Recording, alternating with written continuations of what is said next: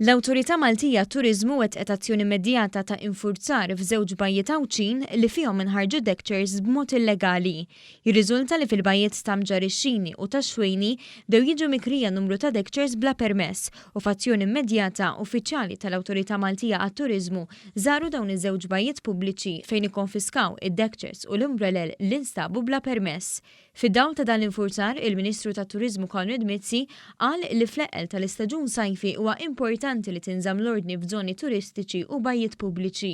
Qal li dak li ġara l-ġimgħa huwa turija ċara ta' kif l-ebda azzjoni illegali mi aċċettabbli u kulħadd irid jopera f'konformità sħiħa mal-liġi u l-permessi mogħtija. Din mhux se tkun l-aħħar azzjoni. L-MTA se tibqa' taħdem kuljum biex tassigura osservanza tal-liċenzji ta' deckchairs Malta u Għawdex. Għaliex aħna nemmnu li jekk ikun hawn enforcement kif suppost u kulħadd jimxi skont il-liġi, se jkun hemm iktar kumdità għal kulħadd.